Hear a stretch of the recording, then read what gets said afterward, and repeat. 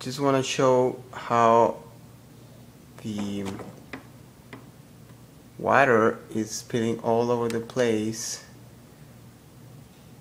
when making the espresso. I'm not using any coffee, and I just did one, that's why it's brewing so quickly.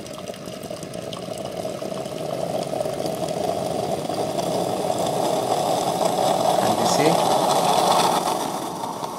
see all the water here, and here it's all over the place. I just got the machine yesterday, Wednesday, May 16th.